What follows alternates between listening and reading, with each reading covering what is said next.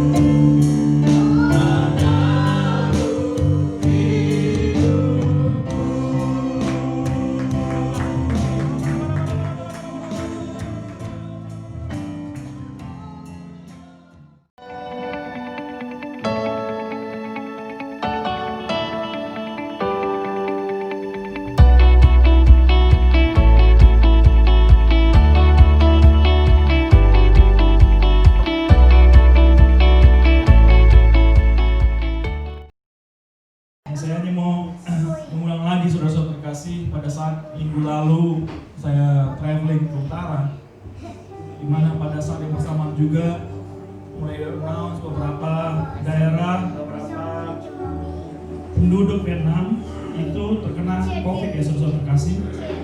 Jadi dalam hal ini saya merasakan itu, apalagi saya ngikutin perkembangan COVID ya saudara terkasih. Diberitakan juga di Indonesia hampir setiap hari 1.000 orang terindikasi suspek COVID saudara terkasih. Dan di situ dikatakan kalau orang berpergian seperti orang yang mempertaruhkan nyawanya. Saya waktu itu baca itu saudara terkasih, saya benar-benar Tuhan, saya ada di tengah-tengah perjalanan, saya ketemu dengan customer saudara Tuhan. Tuhan mau apa? Istri saya juga telepon berulang-ulang. Saya bilang, saya hanya berdoa, saya bilang tenang aja. Saya dapat Mazmur 16 kemarin bahwa kita harus ada dalam ketenangan Tuhan saudara terkasih. Ya, jadi dalam hal ini paling penting kita adalah kita tetap tenang saudara terkasih. Yes, situasi memang the situation, karena ada tahu di sini ya, because we have tahu here, so I try to use two language. Situation is not easy saudara, brother and sister. Yeah, almost all countries is declare the economic is minus. Yeah, even US 32% minus. Okay, only remind China, I think Vietnam still not announced yet the quarter 2 result of the economy. Tapi yang hampir semua negara saudara terkasih sudah mendeklar bahwa mereka resesi saudara terkasih. Dan saya merasakan itu saudara terkasih, dimanapun saya masuk itu servisnya itu semakin berkurang, tetapi orang-orangnya itu hatinya itu melihat customer itu, melihat orang itu seperti melihat sesuatu yang lebih dari emas, saudara terkasih. Jadi saya hanya membayangkan Tuhan yang sudah luar biasa itu, kita masih biasa-biasa aja gitu loh. Saya hanya di situ, saya tertegun, saya tertampar, saya bilang saya minta ampun Tuhan, saya minta ampun. Saya melihat ini orang-orang pelaku-pelaku bisnis itu bagaimana melihat kita itu seperti melihat sesuatu yang bisa membangkitkan hidup mereka. Dan saya sharing kemarin di menara doa bahwa ayo kita harus semangat apapun kondisi kita, ya. Jadi minggu ini saudara terkasih dan bulan ini setelah kita menyelesaikan tema keluarga, bulan ini kita berbicara tentang komunitas saudara terkasih. Ini ada tahapannya karena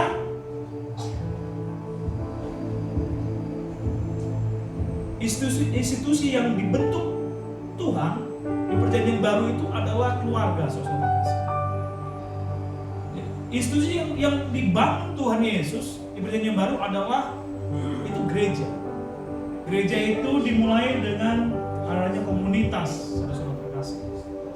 Minggu ini temanya adalah kesatuan dalam komunitas, dengan tema besar kita di bulan Agustus adalah komunitas yang sempurna.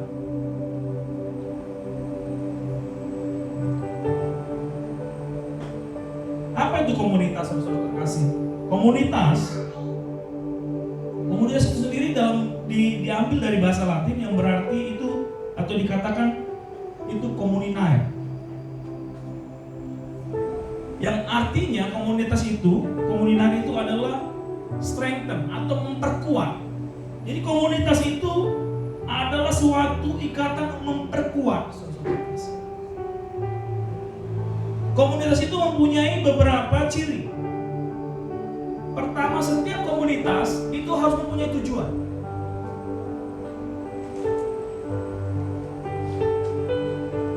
Setiap komunitas itu punya latar belakang, saudara kasih. Latar belakangnya apa? Kalau di bahasa Indonesia ini namanya SARA, saudara kasih. Ethnic, religion, race, and intergroup relationship.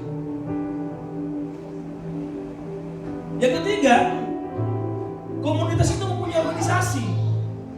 Entah itu namanya STN kah, entah itu namanya koperasi kah, entah itu namanya gereja, entah itu namanya ibu-ibu PKK, bisa saudara terkasih. Dan organisasi itu mempunyai, komunitas itu mempunyai norma, punya peraturan, dan juga mempunyai etika, saudara terkasih.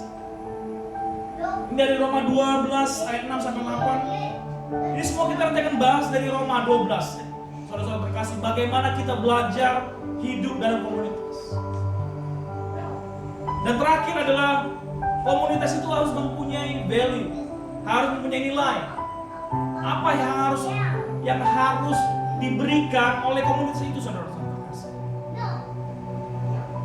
Jadi kelima ini adalah ciri-ciri komunitas. Tanpa ini, saudara-saudara terkasih, tidak ada komunitas.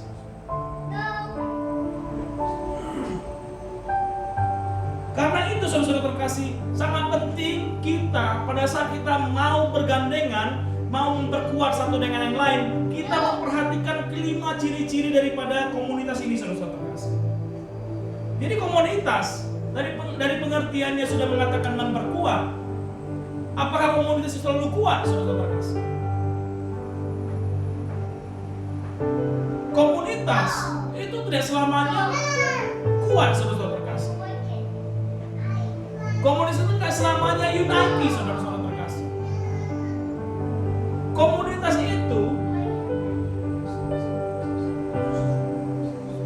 bisa juga jadi terpecah. Komunitas itu bisa juga menghasilkan sesuatu yang tidak baik, saudara-saudara terkasih. Dalam hal ini, kita baca di Kejadian 11, itu tentang Menara Babel. Diceritakan pada saat itu, semua manusia mempunyai bahasa yang sama dan berbicara hal yang sama. Karena semua sama, mereka itu hendak berpikir, baiknya kita selalu sama-sama aja. Udah enak nih, bareng-bareng terus.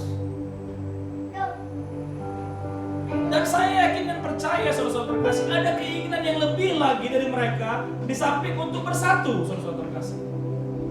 Ada satu hal yang lebih lagi mereka mau, yaitu mereka bilang, hendaknya kita membentuk suatu bangunan sehingga kita akan mendapat nama, saudara-saudara terkasih. Hendaklah kita membangun suatu bangunan yang sangat tinggi, menyentuh langit, sehingga kita mendapat nama. Dan Tuhan melihat hati manusia. Tuhan melihat hati, sehingga pada saat itu Tuhan berkata di Kejadian 11 ayat 7, baiklah kita turun dan mengacau balaukan di sana bahasa mereka, sehingga mereka tidak mengerti lagi bahasa masing-masing. Demikianlah mereka diserahkan Tuhan dari situ ke seluruh bumi, dan mereka berhenti mendirikan kota. Jadi kota Babel itu runtuh, saudara-saudara terkasih. Runtuh dalam pengertian dia tidak jadi. Seharusnya bangun itu semakin megah, semakin baik, tapi tidak jadi karena ada keinginan untuk memegahkan diri. Inilah Babel, saudara-saudara terkasih. Yang kedua, saudara-saudara terkasih, kita di sini belajar bagaimana organisasi itu, komunitas itu mempunyai kesatuan, unity. Dalam hal ini, Tuhan Yesus berkata kepada murid-muridnya, saudara-saudara terkasih, hai kamu, tinggallah di Yerusalem. Hai kamu, pengikut-pengikut murid-muridku, tinggallah di Yerusalem. Dan nantikanlah sesuatu yang akan memberi kekuatan yang baru kepada. Dalam hal ini, saudara-saudara terkasih, ada proses. Tuhan Yesus selama 40 hari, saudara-saudara, setelah kebangkitannya, dia menunjukkan diri ke lebih dari 500 orang.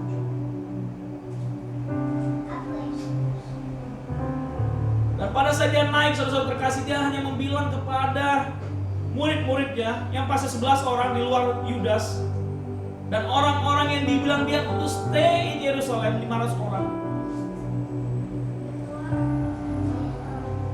tinggal di Yerusalem sehingga engkau tidak lemah.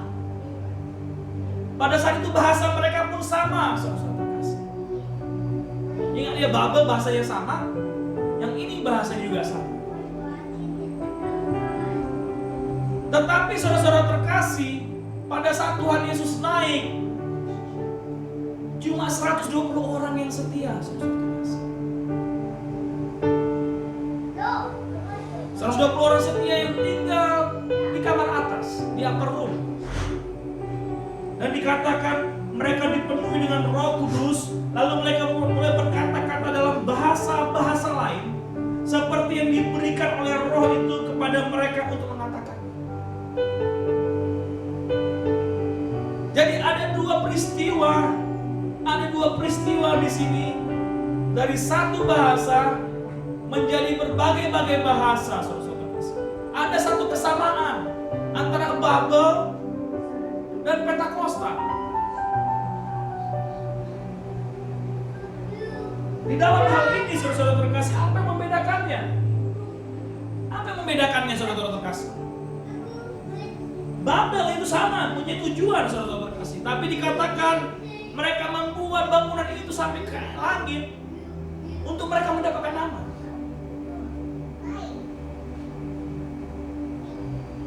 Peristiwa di Yerusalem adalah peristiwa murid-murid yang tetap setia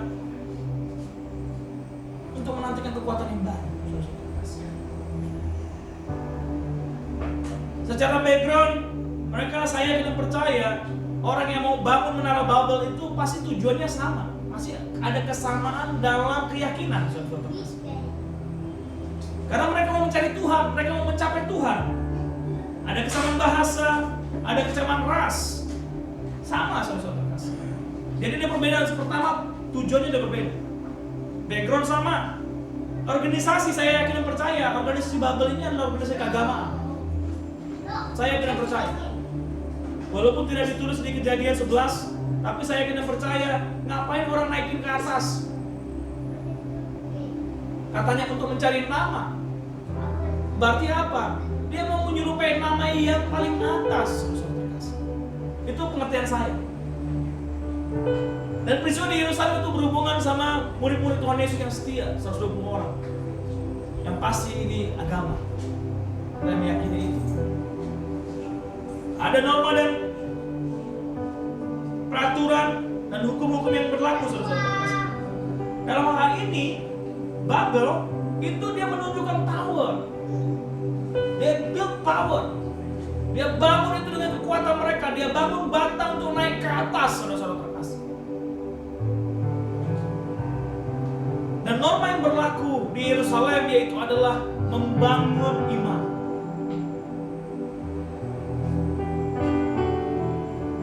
Build a faith. Gak gampang, saudara-saudara terkasih.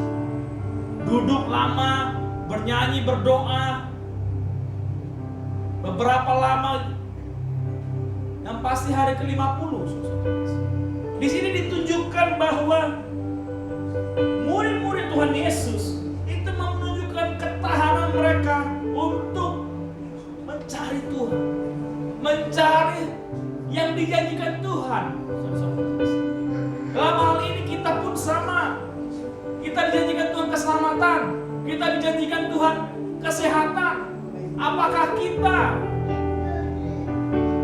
tidak punya keyakinan dengan itu?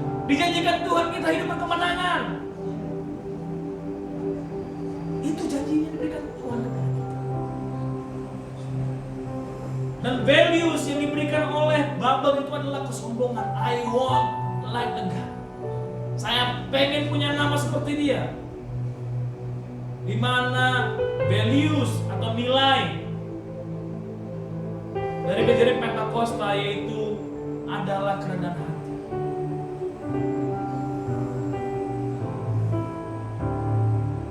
Inilah yang membedakan, saudara-saudara terkasih, peristiwa Babel dan Yerusalem. Sama dari satu bahasa menjadi berbagai bahasa.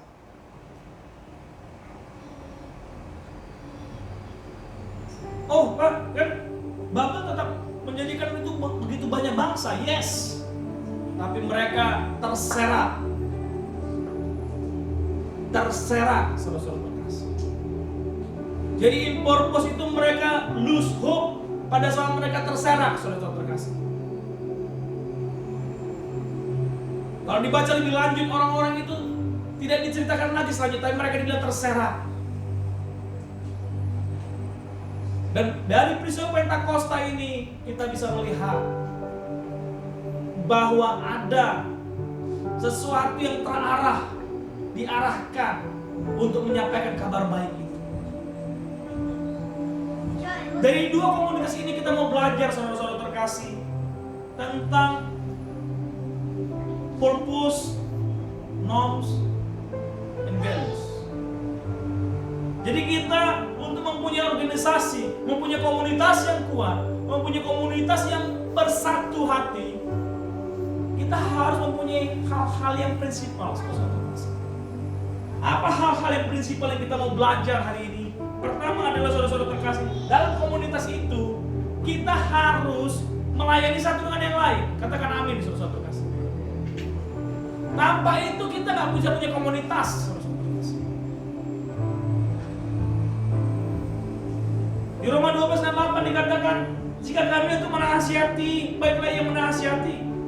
Siapa yang membagikan sesuatu, hendaklah yang melakukan dengan hati yang ikhlas.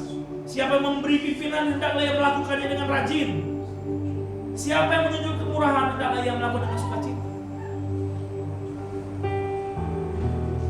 Di sini kita, saudara-saudara terkasih, semua kita itu punya berkat sendiri, saudara-saudara. Semua kita ini punya karunia sendiri-sendiri. Ada karunia memimpin, ada karunia memasak, ada keterampilan untuk berbicara, ada keterampilan untuk melakukan hal-hal yang baik dari mulutnya. Jadi karunia ini harus disinergiskan, saudara-saudara. Harus ada sinergi, sehingga ini akan menjadi komunitas yang kuat.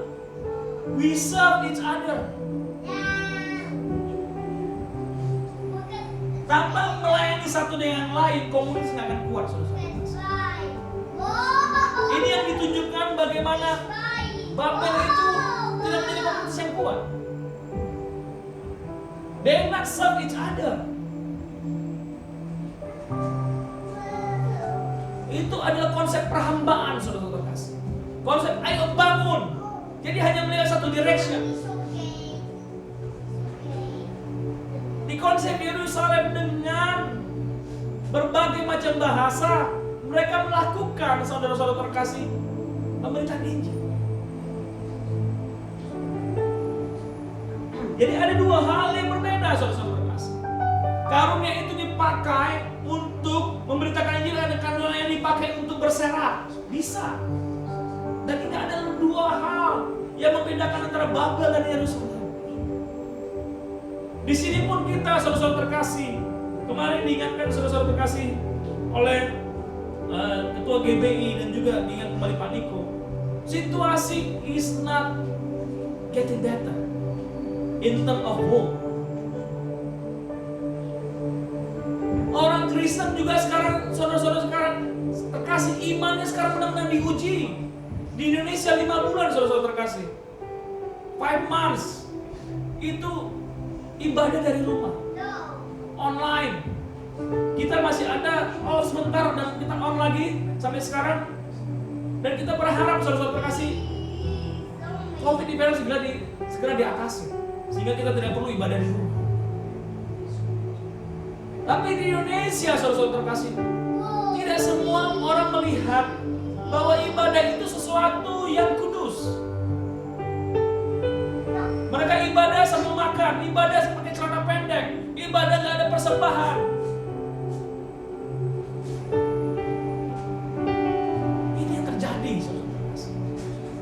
Padahal dikatakan di Bilangan 9:23, bangsa Israel itu mereka akan diam, mereka akan bergerak atas keinginan Tuhan.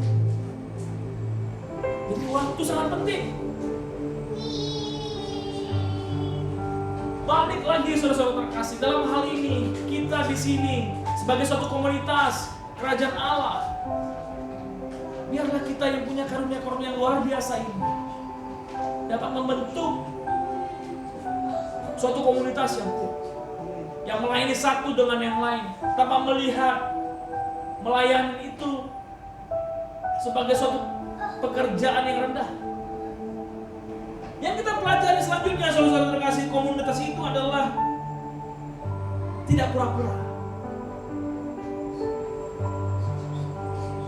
Komunitas itu tidak pura-pura, saudara-saudara terkasih. Roma 12 ayat 9 sampai 10 dikatakan, hendaklah kasih itu jangan pura-pura. Jauhilah yang jahat dan lakukan yang baik. Hendaklah kamu saling mengasihi sebagai saudara dan saling mendahului dalam memberi hormat. Tidak ada kepura-puraan, saudara-saudara terkasih. Gak ada itu ngomong manis di depan, ngomong lain di belakang. Tidak. Itu komunitas kita, ayo ngomong, bukan berarti kita gak sopan.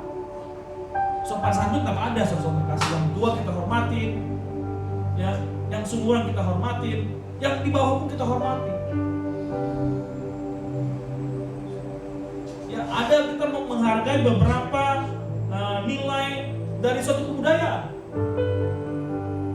Ya, saya nggak tahu di suku yang lain, tapi di Batak itu ada Dalian Natulu, saudara-saudara. Ya, Dalian Natulu itu adalah kita hormat kepada apa namanya, hula-hulan ya, kalau dalam bahasa Indonesia ya. Apa nih Pak?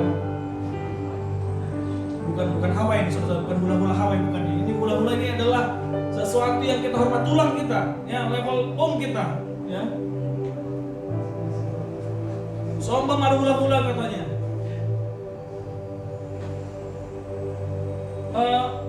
Kita membujuk kepada anak perempuan kita, bagian perempuan kita, elek marburu. Dan mana pardongan tubuh, mana pardongan adalah kita adalah menghormati teman-teman dalam sekitaran kita, saudara-saudara terkasih. Itu falsafah Batak, value-nya orang Batak. Saya nggak tahu kalau budaya yang lain, saudara terkasih. Saya hanya ingat kalau budaya Jawa itu mangan orang mangan yang sepenting ngumpul. Itu budaya luar biasa, karena makanya setiap mudik itu luar biasa dahsyat.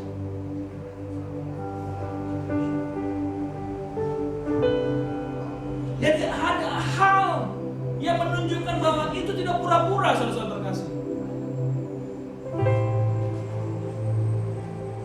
Tidak pura-pura. Karena kalau kita di beberapa suku, saya nggak bisa cukup cerita suku yang lain, saya nggak bisa cerita yang lain karena saya Batak aja saya agak blur, saudara-saudara. Tapi saya yakin pada saat itu, saudara-saudara terkasih, dibilang, oh ini tulangmu katanya atau ommu. Kita udah nggak bisa lagi kemana-mana, ya udah tulang, itu om, nggak ada yang lain, saudara-saudara terkasih. Saya nggak tahu budaya yang lain, saudara-saudara terkasih. Saya suka kalau budaya Cina, saudara, pada saat kawin. Wah, ini tape-tape begini, wah langsung gelang emas, kalau emas rame, saudara terkasih. Itu saya suka kalau budaya Cina, saudara terkasih. Ya udah Lester ya. Saya nggak tahu si dia itu dapat begitu, nggak tahu si Rian pulang ke sekolah. Tapi begitu. Saya paling suka budaya Cina pas kawin, saudara-saudara terkasih. Enak, mantap bener, gitu. Langsung di emasnya, waduh, langsung semua susah. Vietnam juga begitu, saudara terkasih. Kalau orang nikah saya ngeliat, waduh, itu emas di mana-mana. Ternyata memang Cina sama Vietnam itu hampir sana budayanya, saudara terkasih ya, karena memang asal dari sana. Tapi itulah, saudara terkasih. Itu nggak bohong. Nggak bohong. Jadi yang lain sudah mempersiapkan pada saat ada event itu, saudara terkasih. Nggak kosong dia datang. That's the law. Harus ada kasih yang nggak pura-pura.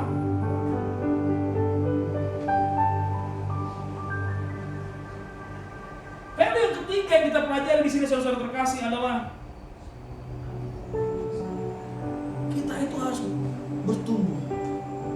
Kita harus berbuah, saudara terkasih. Di Roma 12 ayat 12 dikatakan bersukacitalah pengharapan, sabar dalam kesesakan, dan bertekunan dalam doa. Karena apa dikatakan begini, saudara terkasih? Karena melakukan kasih itu gak gampang. Nyesek untuk melakukan kasih, saudara terkasih. Percaya nggak? Percaya, saudara terkasih. Percaya aja kalau nggak percaya. Ini saya ceritakan nanti, saudara terkasih. Offline ya. Bayangin kalau kita mengasihi, maaf ini yang belum nikah, istri, pasti banyak kekurangan harus kita terima kan? Suami, istri juga mengasihi suami, istri mengasihi suami. Banyak kekurangan suami harus kita terima. Nggak bisa mundur, bro, sis. Harus maju, harus dimakan tuh, kayak seenaknya aja. Sama orang tua kita juga anak-anak. Atau saudara kita. Benar nggak bisa kita punya, ini saya nggak suka dari orang Cina nih, maaf ya saudara-saudara. Bisa nanti masukin ke surat kabar, saya nggak ada hubungan sama ini, itu nggak pernah ada saudara-saudara terkasih dengan suku yang lain. Tapi Chinese itu bisa bold, very bold in compass atau dimanapun. I don't have any relation with this one, no brother anymore, no my son anymore, itu Chinese. Ya, tapi yang lain itu saya nggak pernah lihat. Saya nggak tahu bisa mau dikoreksi, tapi saya banyak lihat itu Chinese itu karena berhubungan sama bisnis pasti. Ya.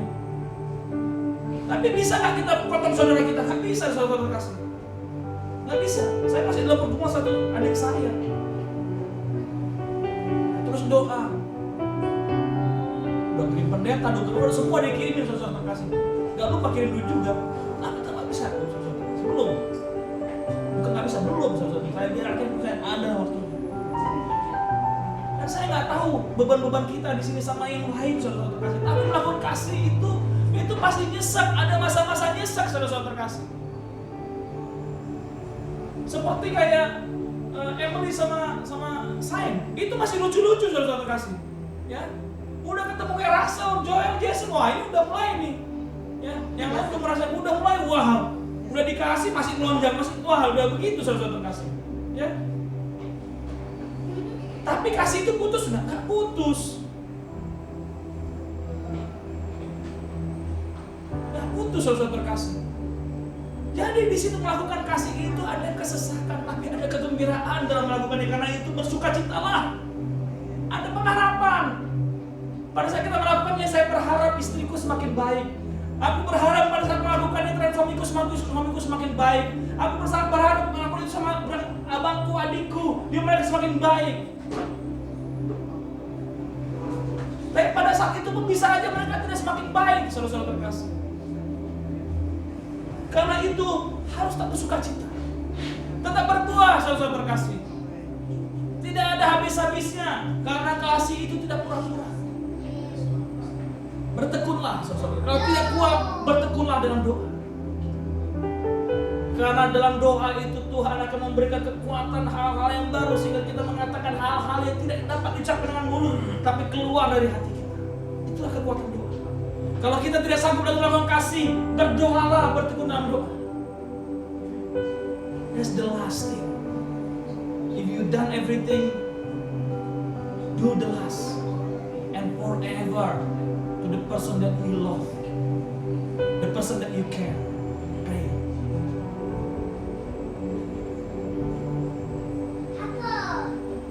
Biarlah saudara-saudara terkasih, kita semua dapat menyadari dan meyakini dan mempunyai komitmen yang sama bahwa komunitas itu harus kuat, komunitas harus bersama. Bangsa Indonesia terkenal dengan Bhinneka Tunggal Ika, saudara terkasih. Berbeda-beda namun satu. Ada satu hal yang luar biasa kenapa Bhinneka Tunggal Ika ditaruh di kaki Garuda. Kenapa saudara terkasih? Karena bangsa Indonesia bangsa yang kuat, suku-sukunya kuat.